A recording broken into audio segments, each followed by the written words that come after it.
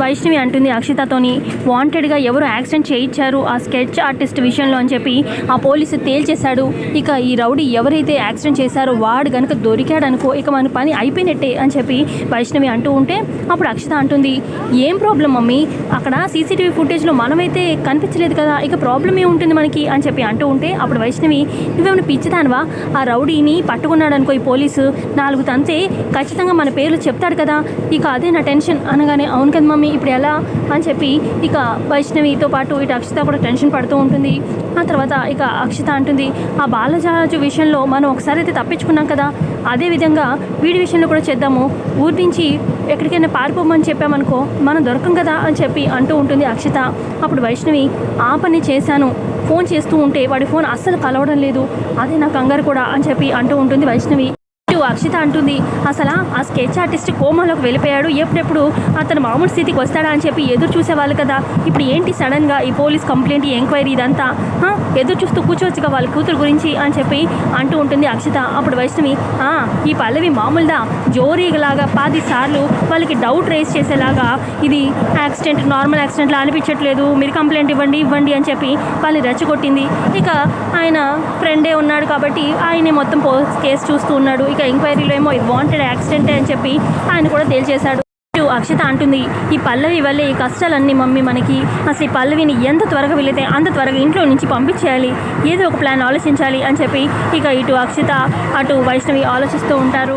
మరోపక్క గీత ఇంటి బయట అటు ఇటు చూస్తూ వెయిట్ చేస్తూ ఉంటుందన్నమాట. ఇంకా రాలేదేంటి రాము అన్నట్టుగా. ఇక అప్పుడే ఇంట్లో నుంచి బయటకు వస్తుందన్నమాట పల్లవి. ఏంటి గీత ఇక్కడి నుంచున్నావు, ఎవరి కోసం ఎదురు చూస్తున్నావు అని చెప్పి అడుగుతుంది. ఇక అక్కడే బయట లాన్లో ఎవరితోనో ఫోన్ మాట్లాడుతూ ఉంటుందన్నమాట అక్షిత. ఏం మాట్లాడుతున్నారు వీళ్ళు అని చెప్పి ఇటు పల్లవి అటు గీత మాట్లాడుకునే మాటలు వింటూ ఉంటుంది అక్షిత. ఇక ఇటు గీత చెప్తుంది, ఏం లేదు పల్లవి, నాకు కెమిస్ట్రీలో కొంచెం డౌట్స్ ఉన్నాయి కదా ఎలక్ట్రానిక్ సబ్జెక్ట్లో, అయితే డౌట్స్ క్లియర్ చేయడానికి ఈరోజు కూడా రాముని ఇంటికి రమ్మన్నాను, ఇంకా రాలేదేంటి అని చెప్పి చూస్తున్నాను అని చెప్పి గీత చెప్తుంది. అప్పుడు చెప్తుందనమాట పల్లవి, నువ్వు రమ్మని చెప్పావు కదా, పిలిచావుగా, వీలు చూసుకొని వస్తాడులే, వెయిట్ చేయడం ఎందుకు ఇక్కడ, లోపలికి పదా అని చెప్పి అనగానే ఇక ఇద్దరు లోపలికి వెళ్తారు. ఇక ఈ మాటలు విన్న అక్షిత, ఓ ఇవాళ కూడా రాముని ఇంటికి పిలిచావా, చెప్తా దీని పని అని చెప్పి అనుకుంటూ ఉంటుంది అక్షిత మనసు.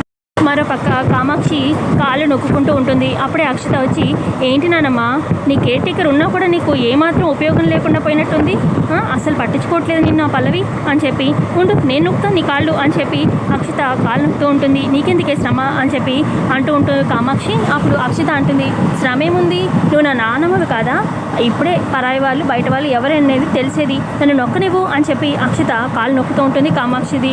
అప్పుడే అటువైపుగా వస్తున్న గుండమ్మ, ఏంటి అక్షిత నువ్వు కాళ్ళు నొక్కుతున్నావు అని చెప్పి అనగానే అప్పుడు అక్షిత, తప్పే ఉంది పెద్దమ్మ అని చెప్పి అనగానే అప్పుడు గుండమ్మ, తప్పేమీ లేదు, కానీ సడన్గా ఏంటి నీలో ఈ మార్పు, అదే కొంచెం డౌట్గా చూస్తున్నాను అని చెప్పి గుండమ్మ అంటూ ఉంటే అప్పుడే అటువైపుగా పల్లవి వచ్చి, అక్షిత ఎప్పుడు మంచిగానే ఆలోచిస్తుంది, కానీ ఇది అనుకున్న కొంచెం కోపం వల్ల అందరికీ అలా కనిపిస్తుంది అంతే అని చెప్పి చెప్తూ ఉంటుంది. ఇప్పుడు గుండమ్మ అంటుంది, మేము అక్షితని ఎప్పుడు చెడ్డగా అనుకోలేదులే అని చెప్పి గుండమ్మ అక్కడి నుంచి వెళ్ళిపోతుంది.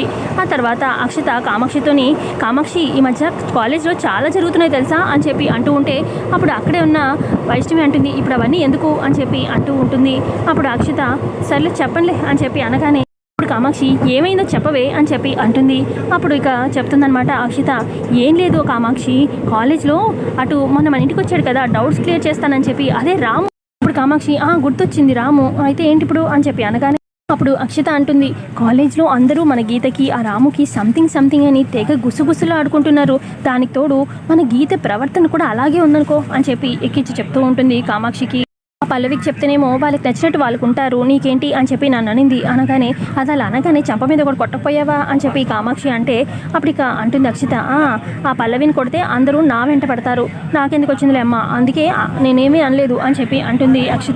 వైష్ణవి అంటుంది, అసలు ఇదంతా కూడా పల్లవి వల్లే, బయట వాళ్ళకి ఎక్కువ విలువ ఇచ్చేసరికి మన ఇంట్లో అమ్మాయికి ఇదిగో ఈరోజు ఈ పరిస్థితికి వచ్చింది, గీత గురించి ఎంత చెడుగా మాట్లాడుకుంటున్నారు కాలేజీలో అని చెప్పి అంటూ ఉంటే అప్పుడే ఇంట్లోకి వస్తూ ఉంటాడు రాము. గీత అనుకుంటూ ఇక కామాక్షి ఆ రాము వైపు కోపంగా చూస్తూ ఉంటుంది.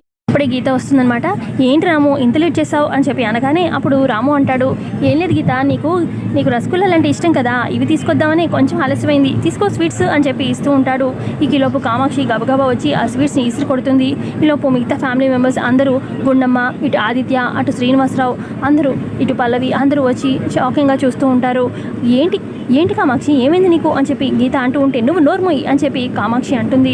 ఇక ఇటు పక్క పల్లవి అంటుంది, అది అమ్మగారు గీతకి స్వీట్స్ ఇష్టం కదా, అందుకే రాము తెచ్చాడు అని పల్లవి సపోర్టింగ్గా మాట్లాడుతూ ఉంటే, నువ్వు ముందు నోర్మోయి, నువ్వు మాట్లాడకు అని చెప్పి పల్లవిని కూడా తిడుతూ ఉంటుంది కామాక్షి. శ్రీనివాసరావు అంటారు, ఏంటి కామాక్షి ఎన్నడూ లేని విధంగా అంత కోపడుతున్నావేంటి, ఏంటో కోపం అనగానే, కోపం కాదు ఇది, జాగ్రత్త పడుతున్నాను, అసలు ఎప్పుడు లేని డౌట్స్ ఏంటి ఈ మధ్య తెగ వస్తున్నాయి గీత, కాలేజ్లో ఏం జరుగుతుందో నాకు తెలియదు అనుకుంటున్నావా, అసలు మాట్లాడితే ఇంటికి వస్తున్న డౌట్స్ అనుకుంటూ ఇంతకుముందు లేనిది ఎక్కడి నుంచి వచ్చిందో ఏంటో, ఇంకొకసారి నా మనవరాల చుట్టూ కానీ ఇంటి చుట్టూ కానీ తిరిగావో నీ కాళ్ళు చేతులు విరగొడతాను పో ఇక్కడి నుంచి అని చెప్పి రాముని తిడుతూ.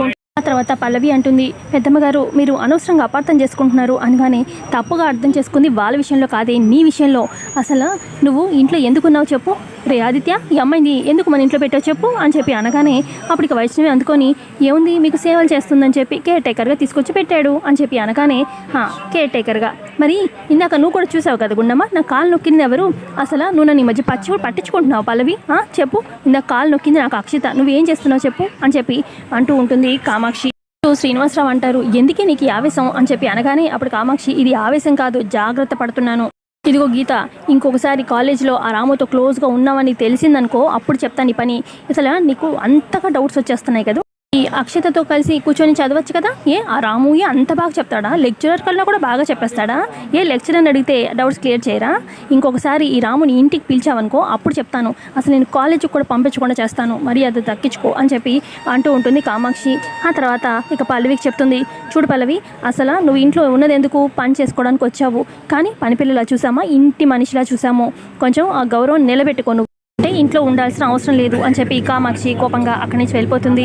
ఆ తర్వాత ఇక పల్లవి కిచెన్లో నించొని ఇక వెజిటబుల్స్ కట్ చేస్తూ, ఇక కామాక్షి అన్న మాటలు ఇక మీ ఇద్దరిని ఎంకరేజ్ చేస్తుంది నువ్వే అని చెప్పి, ఇంట్లో ఉండనివ్వను అని చెప్పి ఇక పిచ్చి ఈ మాటలన్నీ కూడా తలుచుకుని బాధపడుతూ ఉంటుందన్నమాట పల్లవి.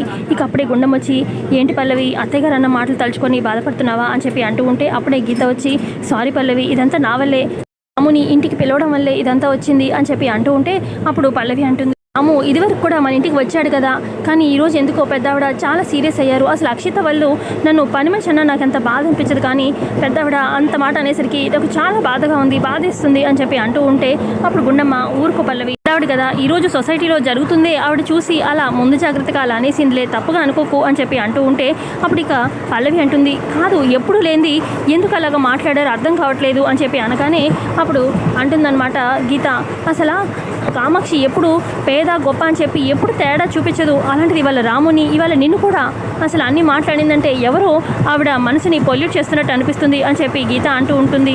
ఏమై ఉంటుందో అని చెప్పి పల్లవి అంటూ ఉంటే, అప్పుడు గీత, ఇదంతా ఎవరు చేశారో నాకు బాగా తెలుసు, వైష్ణవ్ పిన్ని వాళ్ళే కావాలని చెప్పి కామాక్షి మనసు పాడు చేస్తున్నట్టున్నారు, ఉన్నది లేనిది అంతా చెప్పి అని చెప్పి అనగానే, అప్పుడు ఇక గుండమ్మ అంటుంది, తప్పు గీత, మనకి నిజాలు తెలియకుండా అలా ఒకరి మీద నిందలు వేయకూడదు అని చెప్పి అంటుంది గుండమ్మ.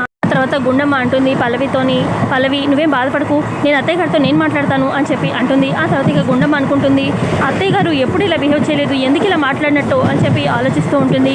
మరో పక్క ఇటు అక్షిత అటు వైష్ణవి నవ్వుకుంటూ ఉంటారు. భలే క్లాస్ పీకింది కదా ఇటు రాముకి అటు మన గీతకి, దెబ్బతో పల్లవి కూడా బాగానే ఇచ్చింది, నీకు సరిగ్గా ఉండకపోతే ఇంట్లో ఉండాల్సిన అవసరం కూడా లేదని చెప్పి భలే చెప్పింది కామాక్షి, ఈ ముసలిదానికి మన చెప్పిన మాటలు బాగానే వర్కౌట్ అయ్యాయి అని చెప్పి అంటూ ఉంటుంది అక్షిత. అప్పుడు వైష్ణవి అంటుంది, అప్పుడే మనం విజయం సాధించినట్టు అనుకోకూడదు బేబీ, ఎందుకంటే ఈ గుండమ్మ మళ్ళీ ఆ పల్లవి మంచిది అని చెప్పి మళ్ళీ ఎగదోస్తుంది, ఇప్పుడు మళ్ళీ మీ నాన్నమ్మ మనసు మారిపోతుంది, ఎందుకంటే పల్లవి మీద ఎంతో కొంత అభిమానం ఉంది ఆ పెద్దవాడికి అని చెప్పి వైష్ణవి అంటూ ఉంటే ఉందిలే అభిమానం ఉంది, కానీ మనం ఎప్పటికప్పుడు ఆ పల్లవి మీద నెగిటివ్ వచ్చేలాగా మనం చెప్తూనే ఉండాలి నానమ్మకి అని చెప్పి అంటూ ఉంటుంది అక్షిత. తర్వాత అక్షిత అంటుంది, ఈరోజు నానమ్మ ఆ పల్లవిని నువ్వు సరిగ్గా ఉండకపోతే ఇంట్లో నుంచి వెళ్ళిపోయే పరిస్థితి వస్తుంది అని చెప్పి అనింది, రేపన్నాడు ఏదో ఒకటి చేసి ఇంట్లో ఉండడానికి వీల్లేదు ఈ పల్లవి అని చెప్పి చెప్పేలాగా నేను చేస్తాను అని చెప్పి అంటూ ఉంటుంది అక్షిత. మరోపక్క ఇటు కామాక్షి ఒకతే కూర్చుని ఉంటే రూమ్లోకి ఇక ఇటు పల్లవి అటు గుండమ్మ ఇద్దరు వస్తారనమాట. ఇక పల్లవి రూమ్ బయట నుంచి ఉంటుంది. ఇక గుండమ్మ లోపలికి వచ్చి అత్తయ్య అని చెప్పి పలకరిస్తుంది. ఇక ఎపిసోడ్ అక్కడికి ఎండ్ అవుతుంది. ఇంత ఎపిసోడ్లో చూపించింది. ఎపిసోడ్ నచ్చితే లైక్ చేయండి, కొత్త సబ్స్క్రైబ్ చేసుకోండి. సారీ అండి, ట్రైన్లో ఉన్నాను. రేపటి నుంచి మీకు క్లారిటీగా వీడియోస్ వస్తాయి. ప్లీజ్ అడ్జస్ట్ చేసుకోండి. Thanks for watching.